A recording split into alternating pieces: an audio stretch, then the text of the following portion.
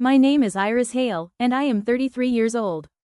2 weeks ago, my mother rang my doorbell, for the first time in 9 years. She stood on my porch in a beige cardigan, holding a small carry-on suitcase and a folded sheet of paper. The paper wasn't an apology. It was a list. Handwritten. Blue ink. Bullet points. Every line marked with a dollar sign. The total read $925,000. She didn't say she was sorry. She didn't ask about my children. She simply said, "We need to talk about the family's future." But what my mother didn't know was that I had been keeping a list of my own for the past 9 years. Every birthday card she sent back unopened. Every voicemail she ignored. Every message my sister sent about me that was never meant for me to see. 29 entries. Labeled. Dated. Filed neatly in a navy binder I kept in the bottom drawer of my desk. She came with a record of what she wanted. I came with a record of what she had done. Before I take you further, if you're new here, take a second to like and subscribe. It helps more than you think. And if you feel like it, leave a comment telling me where you're watching from and what time it is there. I read every one. Let me take you back to the summer I turned 24. The summer my family decided I no longer belonged to them. Ashford, Ohio. Population just over 2,000. One Baptist church. One barber shop. One diner where every booth carried the smell of coffee and bacon grease no matter the hour. That was my town. My entire world until I left at 18. My father, Daniel, worked at the lumberyard off Route 7 for 31 years. Same shift. Same worn boots. Same quiet nod when he stepped through the door at exactly 5:42 each evening. My mother, Elaine, managed the house and the church women's committee with the same level of control. She planned every Easter brunch. Organized every prayer chain. Assigned every dish at every potluck. No one questioned her. My sister, Lila, was 4 years younger and everything I wasn't. Outgoing. Effortless. The kind of girl who won homecoming queen and pretended to be surprised about it. Mom adored her. Dad called her sunshine. I was the quiet one. The one who washed dishes without being asked. The one who got perfect scores in math and never had a celebration for it. I'm not saying this with bitterness. I'm saying it so you understand the equation. In our family, love worked like a budget, and Lila was the expense that always came first. At 18, I earned a full scholarship to Ohio State. I was the first Hale to go to college. My mother helped pack my suitcase and slipped a card inside. It had flowers on the front and her handwriting on the back. "Come home soon. You belong here." I kept that card for 15 years. It's still in my desk drawer, right beside the navy binder. It was the last kind thing she ever wrote to me. I met Adrian Cole during advanced statistics in the spring semester of my junior year. He sat 2 rows ahead and worked through regression problems like he was reading a grocery list, calm, precise, never rushed. He was studying engineering with a minor in computer science, attending on a partial scholarship from Cleveland. His mother, Renee, was a retired school librarian. His father had left when Adrian was 4. Renee raised him on her own, working 2 jobs until he turned 16. After that, she worked 1, and somehow found time to volunteer at 3 different places. Adrian was biracial. He had his mother's eyes, his father's sharp jawline, and this way of listening that made you feel like your words actually mattered. Our first date was at a taco truck near campus. He paid in crumpled singles. I covered the rest with loose change.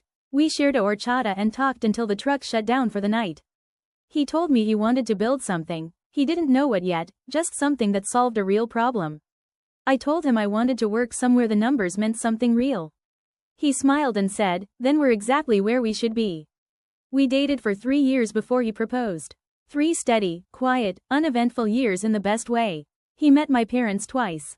The first time, my mother smiled too brightly and called him Aaron instead of Adrian. The second time, she got his name right, but didn't look at him when she said it. Both times, my father shook his hand and said almost nothing. I told myself it was just nerves. Small town habits. They only needed time. Lila was the one who didn't soften things. At Thanksgiving, she leaned in and said quietly, "He's nice. But Mom's never going to accept this. You know that, right?" I didn't know. Not yet. Adrian proposed on a Tuesday. No ring at first. Just a conversation at our small kitchen table in our cramped apartment near campus. He looked at me and said, "I want to build a life with you.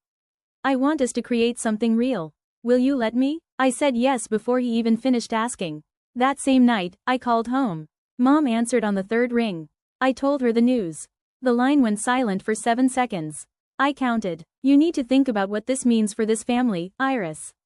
No congratulations. No questions. Just a warning. Dad picked up on the extension. I heard him clear his throat twice. He didn't say a word. 2 days later, Lila texted. Mom's been crying since you called. Are you happy now? I was. For the first time in years. But I didn't say that. 2 weeks later, a letter arrived. Not a text. Not an email. A letter. Cream-colored paper, my mother's careful cursive. 4 paragraphs. The last one read, if you go through with this, you are choosing him over your family. We cannot support this. We will not attend. And if you walk down that aisle, do not expect to walk back through our door. He is not one of us, Iris. He never will be. That was the line, drawn in blue ink, as if permanence made it right. I read it 3 times. Then I folded it and placed it inside a manila folder. I didn't know exactly why. Just a quiet instinct, the same part of me that saves receipts and balances statements, told me to keep it. So I did. We got married at the Multnomah County Courthouse on a Saturday in June. 12 guests. All friends. All from Adrian's side. His mother, Renee, flew in from Cleveland carrying a garment bag and a container of homemade pound cake. She pinned a silk flower onto my dress, held both my hands, and said, "Welcome to the family, sweetheart." No one walked me down an aisle. There wasn't one. Just a narrow hallway, fluorescent lights, and a judge who mispronounced our names. Afterward, we went to a small Thai restaurant, pushed a few tables together, and shared a meal that felt bigger than anything I'd ever had. Adrian's college roommate gave a toast that had everyone laughing so hard Renee nearly spilled her drink. My dress cost $160 from a consignment shop on Hawthorne. Simple, white, it fit perfectly. Adrian wore a navy suit he'd bought on clearance. We looked like 2 people who had just made the most important decision of their lives on a budget. Because we had. That night, back in our apartment, I sat on the edge of the bed staring at my bouquet, grocery store roses, $6, and my hands shook. Not from doubt, from grief. I had just gotten married, and the 2 people who raised me didn't care enough to be there. A week later, I mailed a card back to Ashford. Inside was our wedding photo, Adrian and me standing on the courthouse steps, smiling like everything ahead of us was possible. I wrote, "We're happy. I hope one day you can be happy for us too." 11 days later, it came back. Stamped in red. Returned to sender. I stared at that stamp for a long time. Then I opened the manila folder, slid the card inside, and wrote in red ink, "Item 2, wedding photo returned." That was the beginning of the binder. The first year was the hardest. I called Mom 4 times. Each call went to voicemail. I left messages, short, careful ones, the kind where every word is chosen because it might be the last one she ever hears. "Hi, Mom, just wanted to check in. We're doing well. Adrian started a job at a software company downtown. I'm studying for the CPA exam. I miss you. Call me when you're ready." She never called back. I sent a birthday card for her. One for Dad, one for Christmas. All 3 came back with the same red stamp. Dad sent one message in February. 4 words. "Your mother needs time." Nothing else. No follow-up, no second message. Those 4 words sat in my phone like something unfinished I couldn't delete. That spring, Lila posted a photo online. Mom, Dad, Lila, and Lila's boyfriend at the time. All smiling. Caption. "Sunday dinner with my people." I wasn't in the photo. I had never been invited. I printed the screenshot, not to punish myself, but because I had started doing something I couldn't quite explain. I was filing things. Every returned card, every missed call, every small, quiet proof that my family had decided I no longer existed. At first, it all went into the manila folder. By March, it had grown too thick to close. That's when I moved everything into a binder. Navy blue, 3 rings, dividers. "He is not one of us."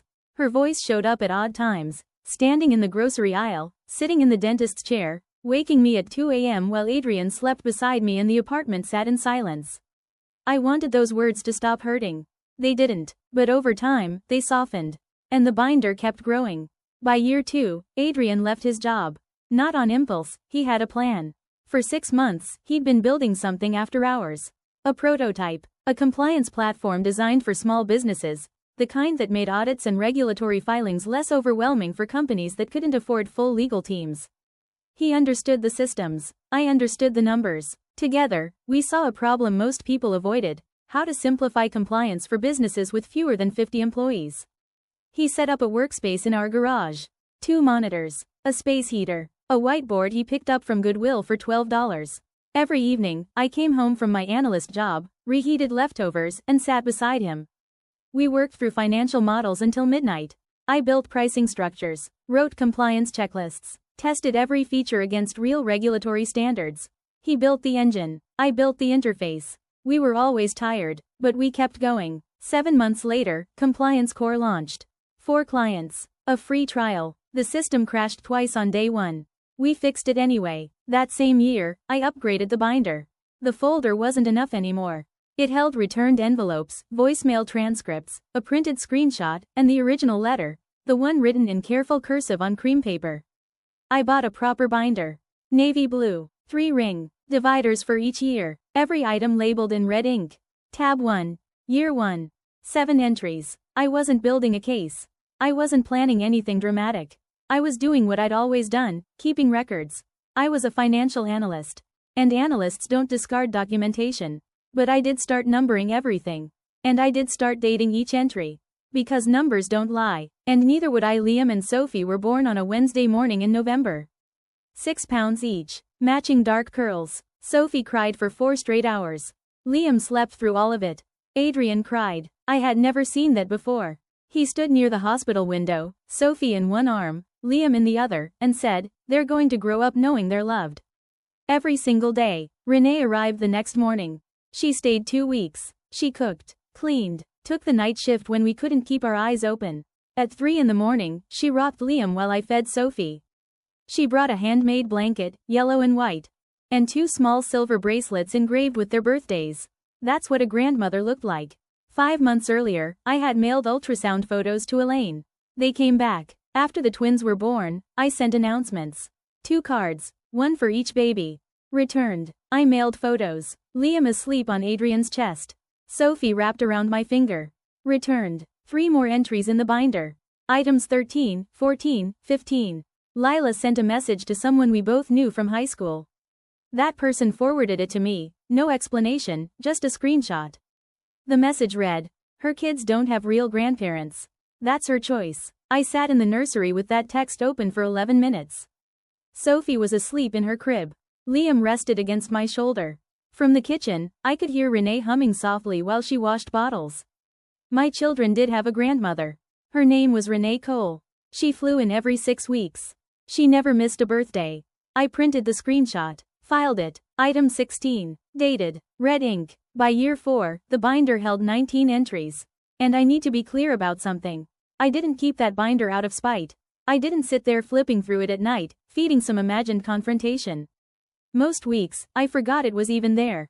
It lived in the bottom drawer of my desk, tucked behind tax folders and old insurance papers, collecting dust. But whenever something came in, a returned envelope, a forwarded screenshot, a voicemail I couldn't bring myself to delete because it felt like erasing proof, I followed the same routine. Print, label, date, red pen, file under the right tab. Adrian asked me once, why keep all of that? I told him the truth. Because one day the kids might ask why they don't have grandparents on my side. And I want them to have facts. Not my version, not hers, just the record. He nodded. He understood records. He was an engineer. Engineers keep logs. By then, Compliance Core had grown to 11 employees. We'd moved out of the garage into a proper office in the Pearl District. Adrian was working 60 hours a week. I was doing 40 at my firm, plus another 20 managing our company's books. We hired a part-time nanny for the twins. Dinner was always at 6:30. Non-negotiable. The silence from Ohio had settled into something ordinary, like weather. Some days I noticed it. Most days, I didn't. Renee came every 6 weeks. The twins called her Grammy. She taught Liam how to make grilled cheese. Taught Sophie how to name every bird that landed in the backyard. I didn't realize it then, but that binder would become the most important document in my life. More important than my degree. More important than our marriage certificate. More important than the IPO paperwork I would sign 5 years later. By year 5, we had 15 employees. A real office. A name on the door. A conference room with a whiteboard that didn't come from a thrift store. Compliance Core wasn't flashy. It wasn't fast. But it was steady. The kind of steady that pays salaries and keeps lights on. Adrian still coded. He refused to become the kind of CEO who stepped away from the product. Most mornings, he was at his desk by 6:30, headphones on, deep in problems I didn't try to decode. He built the system. I handled everything else. Cash flow, contracts, forecasts. The vision was his. The numbers were mine. That was the year we bought our first house, a craftsman bungalow in the Selwood neighborhood of Portland. 3 bedrooms, original hardwood floors, a backyard with a plum tree the twins turned into their fortress. I remember signing the mortgage papers and thinking, this is ours. No one handed it to us. We built it. Liam started kindergarten. Sophie started kindergarten. Same bus. Same row. Daily arguments over the window seat. Normal. Beautifully, painfully normal. One Tuesday night in October, I made the mistake of opening Facebook. Elaine had posted a photo. It looked like an early Thanksgiving dinner. A new dining table. Lila and her husband. A baby in a high chair. My nephew. I had never met him. The caption read, "My whole world. 3 people, 1 baby, a table full of food. A version of family that didn't include me, or my children, or the man I married." I closed the app, went to bed, didn't cry. I think I stopped crying about Elaine somewhere around year 3. Some wounds don't heal, they just go quiet. Lila got married in year 6. I found out on Instagram. The photos were perfect. A white church, the same one where I'd been baptized at 12. 200 guests. Lila in a long cathedral veil. Elaine in lavender. My father in a suit I'd never seen before. There was a live band. A 5-tier cake. A sparkler send-off that looked like something out of a film. They didn't invite me. They didn't tell me. I found out 4 days later, when someone from high school posted a group photo with the caption, "Best wedding of the year." I zoomed in. My parents stood in the second row, smiling, arms around each other. My father looked thinner. My mother looked exactly the same. I stared at that photo for a long time. Not because I wanted that wedding. I already had mine. 12 people, a small restaurant, a $160 dress, and the best partner I could have ever chosen. I kept looking at that photo because they seemed happy. And they seemed happy without me. I did something I probably shouldn't have. I ordered a set of handmade linen napkins from a small shop in Portland. Ivory, monogrammed with Lila's new initials.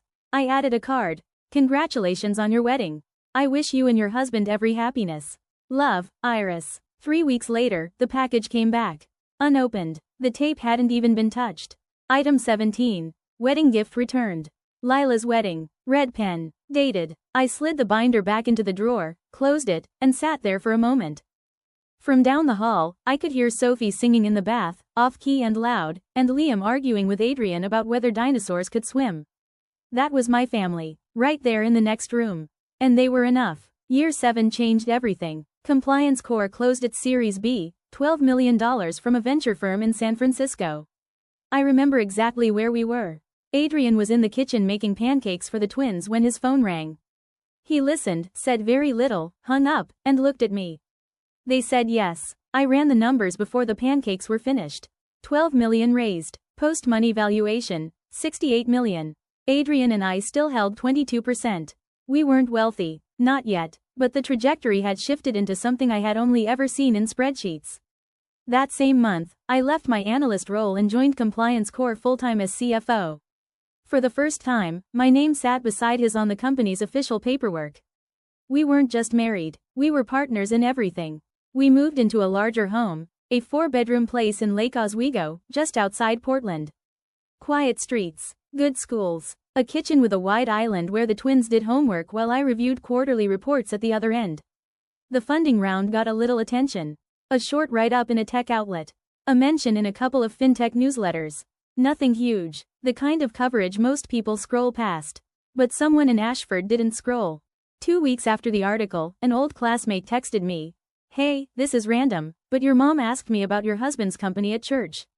She wanted to know what Series B means. Thought you'd want to know." I read that message 3 times. My mother hadn't spoken my name in 7 years. She didn't understand venture funding. But suddenly, she wanted to. The numbers were changing, and Elaine Hale was paying attention. That year, I sent what I knew would be my last birthday card. 7 years, 7 cards, all returned, each one logged, labeled, filed. This time, I included something extra. A photo of Liam and Sophie at their school's fall festival. Matching flannel shirts, face paint across their cheeks. Liam missing his 2 front teeth. Sophie smiling so wide her eyes nearly disappeared. On the back, I wrote, They ask about you sometimes. I tell them you live far away. I sealed it, mailed it, expected the same red stamp. It came back 9 days later. But something was different. The envelope had been opened. The flap creased, resealed with a strip of clear tape. I held it up to the light. The card was inside. The photo was inside. But someone had taken them out. Looked at them, then placed them back, carefully, deliberately, and sent them away again. I sat at the kitchen table, turning the envelope over in my hands. Someone in that house, my father, I was almost certain, had opened it. Had looked at his grandchildren. Had held that photo for a moment longer than he should have. And someone else, my mother, I was sure, had made him put it back. He might have wanted to keep it. She wouldn't allow it. Item 23. Birthday card. Opened and resealed. Photo viewed. Still returned. I wrote the label in steady red ink. Because by then, I understood something I hadn't been able to name before. My father wasn't the one who built the silence. He maintained it. My mother built it. And her design was simple. If she couldn't control who I chose to love, she would erase me from the family entirely. Year 8, Compliance Core was growing faster than either of us had planned. 80 employees. Offices in Portland and Austin. Partnerships with 2 of the largest accounting firms in the Pacific Northwest. Adrian ended up on the cover of a regional business magazine, small circulation, mostly local, but still, his face was there. Glossy paper. Headline: The Quiet Disruptor. That same month, I noticed something strange on my LinkedIn. Someone from Ashford, Ohio had viewed my profile 3 times in 1 week. No name. Private mode. But the location was unmistakable. Ashford. Then a few weeks later, a major business publication released its annual Companies to Watch list. Compliance Core landed at number 47. Just a brief mention, 2 sentences, but it carried weight. I didn't connect it to the profile views right away. Not until Adrian was invited onto a fintech podcast. 45 minutes. Mostly technical, compliance workflows, automation systems, API integrations. Not the kind of thing that spreads widely. But 3 days after it aired, Tess texted me again. Your mom told Linda at church she always knew Adrian was smart. Her exact words. Linda said she sounded proud. First time she's mentioned you in years. Always knew. 7 years of silence. And now she always knew. I didn't file that in the binder. It wasn't evidence, just second-hand words, but I wrote it on a post-it and stuck it inside the front cover. Because I wanted to remember the exact moment Elaine Hale started rewriting history. She wasn't proud. She wasn't sorry. She was adjusting. The numbers were changing. And my mother had always understood numbers, just not the kind I worked with. The group chat showed up on a Monday. Tess called me around 7 in the evening. Her voice was tight, unsettled. Iris. Lila accidentally added me to a family group chat. I think she meant to add someone else. I stayed in it for 3 days before they noticed and removed me. She paused. I took screenshots. She sent 7. 3 days of unfiltered conversation. I opened them in the parking lot of Liam's soccer practice. Message 1. His company was valued at $68 million last round. I've been tracking filings. If they go public, we're looking at least $300 million. Another. How do we approach this? She won't listen to me. Then, maybe I should call first. Ease into it. And then my mother. No. I need to go in person. With a plan. Lila again. Make a list. Be specific. She's numbers driven. That's how you reach her. My mother. How much should we ask for? Lila. Start with the mortgage. Then medical. Retirement. College for my son. Monthly support. Layer it. Frame it like an investment, not a request. My father. This doesn't feel right. And then my mother again. Kenneth, she has more money than this entire town. She can afford to help her family. No response from him after that. I sat in the car, engine off. 7:22 on the dashboard. Through the windshield, Liam was running across the field, chasing a ball nearly as big as he was. My hands were shaking, not from sadness, from clarity. 9 years. 9 years of silence. 9 years of returned envelopes. Ignored milestones. A letter that told me not to come back. And now that the numbers had changed, they had a plan. I drove home, printed the screenshots, and filed them. Item 26. Family group chat. Financial tracking. Intent confirmed. If this feels familiar, if you've ever been cut off and then reconsidered once the circumstances changed, you already understand what that moment feels like. I told Adrian that night, after the kids were asleep. I handed him my phone. He read everything slowly, the way he reads code, line by line, looking for errors. When he finished, he set the phone down and stared at the wall for a long time. Then he asked, quietly, "What do you want to do?" "Nothing yet," I said. "But I want to be ready." He nodded. That was Adrian. He never told me what I should feel. Never pushed me toward ignoring it or confronting it. He just asked what I wanted, and stood beside me while I figured it out. The next morning, I called a family attorney. Not to file anything, not to start a fight. I just needed clarity. What were our rights if Elaine showed up? Could she claim anything, our assets, access to the kids? The attorney, Grace, mid-50s, direct, no wasted words, walked me through it in 20 minutes. No, Elaine had no legal standing. Our trusts protected the children. No grandparent visitation rights in Oregon without an established relationship. And 9 years of documented estrangement made any attempt pointless. I thanked her, hung up, and went to work. But that week, I did something else. I wrote a letter. Didn't send it, just sat at the kitchen table after midnight and wrote. Every item in the binder. Every date, every returned card, every ignored call, every screenshot. 26 entries. Documented, labeled, ready. Year 9. The IPO conversation started in January. Investment bankers flew in. 3 rounds of meetings in our conference room, the one with the whiteboard that still came from a thrift store, though no one mentioned it anymore.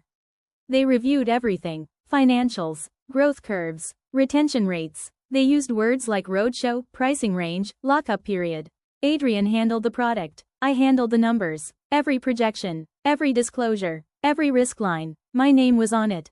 CFO, co-founder, the one who signed off before anything left the building. The process took 7 months. 7 months of due diligence, legal reviews, investor calls. Adrian barely slept. I barely ate. The twins noticed. Liam asked why his dad talked to his laptop during dinner. Sophie drew a picture of me at my desk with a speech bubble. One more email.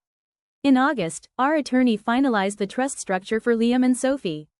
2 irrevocable trusts. Funded, secured, untouchable, not by Elaine, not by Daniel, not by Lila, not by any future version of them arriving with a plan. I signed the documents on a Tuesday afternoon in an office overlooking the Willamette River. The attorney asked if I had questions. I had one. If someone tries to access these funds, what happens? Nothing, she said. That's the point. I went home, made dinner, helped Sophie with long division, put the documents in the fire safe under our bed. And then I noticed something. Silence. No profile views from Ashford. No updates from Tess. No digital trace at all. Quiet. The kind that doesn't feel peaceful. 2 months before the IPO, Lila texted me. First time in 9 years. 2:17 p.m. on a Thursday. Hey, just thinking about you. How are the kids? 6 words. 9 years. How are the kids? Like it was a continuation. Not a resurrection. I didn't reply. Not for a week. I wanted to see if she'd follow up. She did. I'm going to be in Portland next month for work. Would love to see you. Adrian said, your call. I agreed. But not at our house. A cafe in the Pearl District. Public. Neutral. Contained. She arrived 15 minutes late. Blazer. Ankle boots. The kind of casual that looks rehearsed. She hugged me too long. Told me I looked amazing. 3 times in 10 minutes. Then the questions started. About the house. The kids. Schools. Neighborhood. About Adrian. The company. The funding. How many employees now? Any new investors? I counted. 32 questions. Not one of them was I'm sorry. Halfway through our drinks, I noticed something in the reflection of the cafe window. Her phone, tilted slightly, pointed toward the parking lot. She was taking photos of my car. A white Tesla Model Y Adrian had given me for my birthday.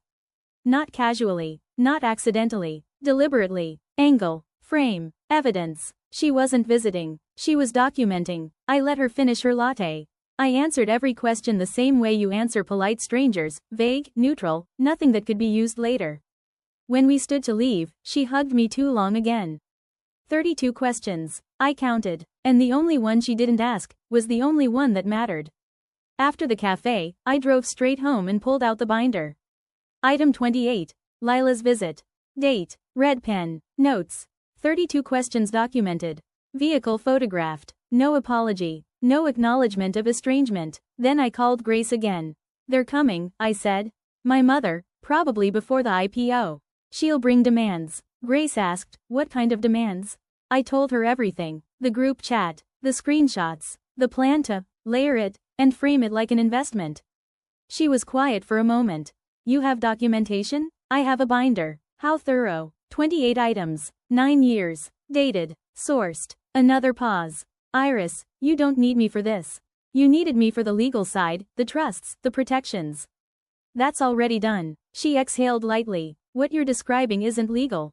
It's personal. And for that, you just need to decide what you're willing to say. She was right. This wasn't about contracts or claims. It was about whether I would allow a rewritten version of the past. Whether 9 years of silence could suddenly become a misunderstanding, just because the numbers had changed. That night, I took out the letter I had written months earlier. The one listing every item, every date, every piece of proof. I read it once, then put it back. I didn't need a letter. I had the binder. 28 entries, 9 years, every returned card, every ignored call, every screenshot, every moment they chose absence. Not because I failed them, but because I loved someone they refused to accept. The binder would speak for itself. Compliance Core went public on a Wednesday in October. Adrian and I stood on the NASDAQ floor in New York, him in a charcoal suit, me in a navy blazer, and watched the opening price hit $18. By noon, it climbed to $20. By closing, $22. Market cap, $440 million. We held 10%, $44 million on paper. I stared at that number like it was a mistake. Too large, too clean, too many zeros. It felt like a spreadsheet error. But I knew better. I had checked every formula. That was my job. The coverage came quickly. Tech outlets, financial press, a short segment on local news back in Portland, local couples fintech startup hits NASDAQ. They showed a photo of us. Side by side, equal. That night, we celebrated quietly, room service sushi in a hotel overlooking Times Square. The kids were back home with Renee, who had flown in for the week. Adrian fell asleep on the couch before 10, still in his suit jacket. I stayed awake, not because of the IPO. Because I knew what came next. I checked my phone. 5 missed calls. Area code 740. Ashford, Ohio. 3 unknown numbers. 1 from Daniel, 1 from Elaine. I didn't call back. I placed the phone face down on the nightstand and stared at the ceiling. 9 years. $44 million. And suddenly, I was worth calling again. I fell asleep with my hand resting over the phone, like it might ring again. It did. The voicemail came the next morning while I was brushing my teeth. My father's voice. Thinner, older, still careful, still measured, but something underneath had cracked.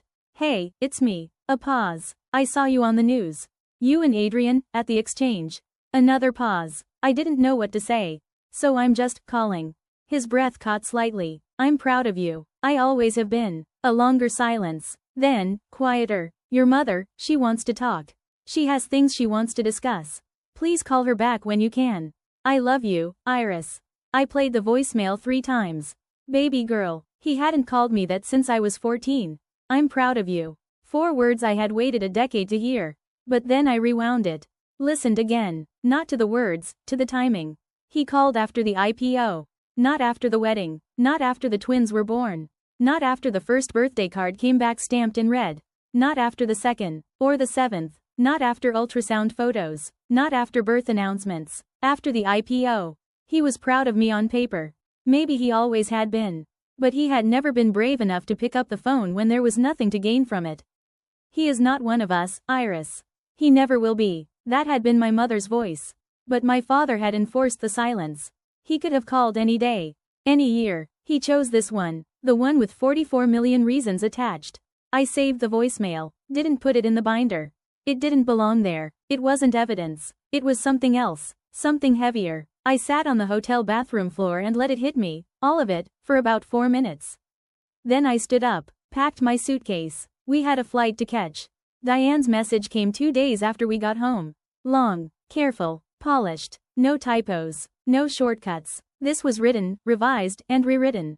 Iris, I know we have lost time. I think about you and the children every day. Life is short, and I have learned that some things matter more than the differences that divide us. I would like to talk about the future, about the children, about what it means to be a family. There are things that families should share. I believe we can find a way forward if you are willing. I read it twice. 63 words. Not one apology. Not one acknowledgement. Not one I was wrong. Nothing about the letter she sent. Nothing about the years she chose silence. Nothing about the grandchildren she never met. She called it differences that divide us. As if this had been mutual. As if it had been a disagreement. Instead of a decision. I didn't reply. I screenshotted it, printed it, opened the binder. Item 29. First message from Elaine in 9 years. 63 words. No apology. Red pen. Dated. I closed the binder and slid it back into the drawer. Then I looked at the photo on my desk. Adrian, me, Liam and Sophie, Cannon Beach, all of us squinting into the sun. Liam on his shoulders, Sophie holding my hand. That was my answer, right there in the frame. Tess called that Friday. Lila's telling everyone she saw you, she said. Says you live in a mansion.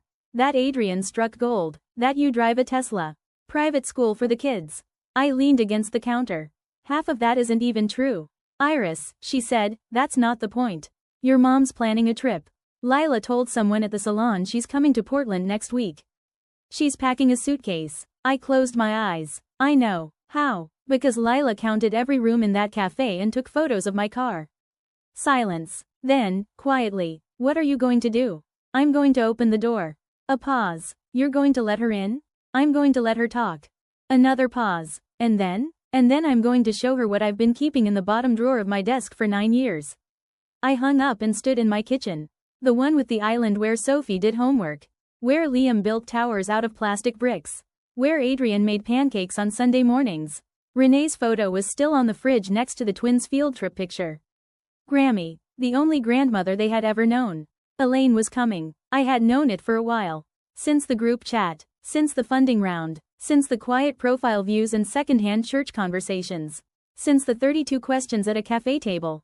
The numbers had changed, and Elaine Hale was coming to collect. But I wasn't the same girl who left Ashford at 18 with a scholarship and a card that said, "Come home soon." I was a CFO. A mother. A woman with a binder. And I was ready. The irony didn't escape me. Back in Ashford, news traveled through the Baptist church the way water moves through stone, slow, steady, impossible to stop. When I married Adrian, the Whisper Network had done its work in less than 2 days. Her daughter married someone who isn't like us. The women whispered, the men nodded over coffee. And my mother used that pressure like a tool. She didn't just cut me off because of what I chose. She cut me off because of what people would say. Now the current had shifted. Tess told me how it spread. Linda at the salon. The church organist. One conversation feeding the next. Iris Hale's husband rang the opening bell. Iris Hale is a CFO. Iris Hale is worth millions. And then the question that followed. Didn't Diane cut her off years ago? The same people who once stayed quiet were now asking out loud. You must be so proud. When did you last see your grandkids? Are you visiting for the holidays? And my mother had to smile through every one of them. Because telling the truth, that she had disowned her daughter, meant exposing herself. And pretending everything was fine meant answering questions she couldn't avoid. The pressure had flipped. The woman who once used it so precisely was now standing under it. She arrived on a Tuesday at 10:14 a.m. I know because I was at the kitchen window, drying a mug, when the taxi pulled up. She stepped out slowly. Beige cardigan, black slacks, the same pearl earrings she wore every Sunday. A small carry-on suitcase, worn at the edges. She stood on the sidewalk for a full 30 seconds before moving. I watched her take in the house. The porch swing, the garden beds Adrian planted. Not admiring, assessing. The doorbell rang. I opened it. We stood there, 3 feet apart. She looked older, more gray, lines around her mouth that hadn't been there before. But her eyes, the same green as mine, were already wet. Iris. Mom. 4 seconds of silence. Then she said, I came to talk about the children's future. Not I missed you. Not I was wrong. Not even I love you. The children's future. The same children whose photos she had sent back unopened. The same children she had never met. The same children my sister said didn't have real grandparents. I glanced at the suitcase. At the folded paper in her hand. Come in. I didn't take her to the living room. I took her to the kitchen. The kitchen had a table. It had light. It had the refrigerator covered in drawings, school papers, and a photo of Renee holding Liam and Sophie at the beach, both of them laughing in her arms. The kitchen was where truth lived. And truth was what we were about to have. She sat. I poured 2 glasses of water. No coffee. Coffee is for people who stay. Her eyes moved around the room, landing on the fridge. On the photo. She stared at it longer than anything else. 5 seconds. Something flickered across her face. I couldn't tell if it was guilt. Or something else. Then she unfolded the paper. Blue ink. 5 bullet points. Careful handwriting. Precise. Planned. She read them out loud. Retirement fund for your father and me, $500,000. I said nothing. College fund for Paige's son, Thomas, $200,000. Silence. Medical expenses. Your father's knee surgery, $45,000. Nothing. Mortgage payoff. Family home, $180,000. Still nothing. Monthly support, $3,000. She folded the paper carefully, like it still mattered after being spoken aloud, and placed it between us. Then she looked at me. This is what families do, Iris, she said. Your father worked his whole life. He sacrificed for you. For both of you. It's time to give back. I stared at the list. $925,000. Itemized. As if love could be invoiced. As if absence had a price tag that could be reconciled. Not once, while she spoke, did she say my name with sorry attached to it. Not once did she acknowledge she was sitting in a house she had never stepped into before, asking for money from children she had never met. Her children don't have real grandparents. That's what she chose. Paige's words echoed somewhere behind my ribs. I picked up the paper again. Read it line by line. Then I folded it, set it down, and stood. I walked to my office. The drawer opened exactly the same way it always had. Bottom, back, behind tax files and insurance records. The binder came out heavy in my hands. 3 inches of documented silence. I carried it back into the kitchen and placed it beside her list. 2 documents. 1 page of demands. 29 items of record. 9 years of absence. Diane's eyes moved to it immediately. What is that? You brought a list, Mom, I said, sitting down. I brought one too. Her gaze fixed on the binder. The red labels visible through the cover. The thickness of it. The weight of it. I don't understand, she said quietly. You will. I opened it. Tab 1. Year 1. And I started reading. Not loudly. Not emotionally. Not like a daughter. Like someone reviewing an audit. Item by item. Birthday card. Returned. Wedding photo. Returned. Christmas card. Returned. Voicemail. Unanswered. Call log. Ignored. Screenshot. Erased. Each one placed on the table between us like a receipt that could no longer be disputed. Diane's face changed slowly as the pattern formed itself in front of her hands. White envelopes. Red stamps. Return to sender. Return to sender. Return to sender. This is every attempt I made to stay in your life, I said calmly. For 9 years. Her lips parted, but nothing came out. I continued. Voicemail transcript. Unanswered call. Father's message. Your mother needs time. I placed the page down. It has been 9 years, Mom, I said. How much more time did you need? That's when she broke. Not dramatically. Not loudly. Just, suddenly. Her hand went to her face. Then the other. The sound that came next wasn't words. It was something older than words. Something instinctive. A collapse of control she had spent her entire life maintaining. I didn't move. Not because I didn't feel it. Because I had already felt it for 9 years. And now, for the first time, so did she. She had no answer for that. Not immediately. Just the sound of her breath, uneven now, filling the space between us where certainty used to sit. Her hands were still on the table. Fingers slightly curled, like she was holding onto something invisible. Finally, she said, You're twisting it. I didn't react. That was the second stage. It always came after the breaking point. You're taking things out of context, she added quickly, as if speed could rebuild control. Families fight. Families say things they don't mean. I nodded once. Calm. Not agreeing. Not arguing. Just acknowledging the pattern. Then I opened the binder again. Not dramatically. Not slowly. Just enough. Tab 1 stayed visible. The first return envelope still on the table between us. I sent you 31 cards, I said. Over 9 years. I tapped each section as I spoke. Birthdays. Holidays. The twins' birth announcements. School photos. Every single one returned. Her jaw tightened again. I didn't. You did, I said quietly. Or you allowed it. That landed differently. I could tell. Because this time, she didn't respond immediately. I reached into the binder again and pulled out something smaller. A printed voicemail transcript. My voice at 29. Carefully controlled. Trying not to sound like I was begging. I placed it beside her list. Item 9, I said. Voicemail. No response. Then another. Then another. Paper built between us like a wall made of record keeping. And the thing about records is, they don't argue back. They just accumulate. Diane's voice changed again, lower now. Less performance. More fracture. You think you're perfect? She said. You think we were just supposed to accept? I don't think I'm perfect, I interrupted. My voice was still even. I think I was your daughter. Silence. That one didn't have a rebuttal either. For a moment, the only sound was the house. The faint hum of the refrigerator, the distant movement of life in the next room, kids, normalcy, untouched by any of this. Then she said it again, softer this time, but sharper underneath. You left. I looked at her. No, I said. You made that decision. Her eyes flashed. You chose him over your family. I exhaled once, slowly. No, I said again. I chose my life. That was when she finally looked away. Not in defeat. In something more complicated. Something that looked uncomfortably like recognition. Her hand moved to the edge of the table, gripping it now. I didn't know how to fix it, she said, almost inaudible. And there it was again. A crack. Real, unpolished, unstructured. For half a second, the version of her that existed before pride took over surfaced. But then she straightened. Because pride always returns faster than truth when it has had 9 years to rehearse. But you still should have come back, she said. Not a question. A final attempt to rebuild the original story.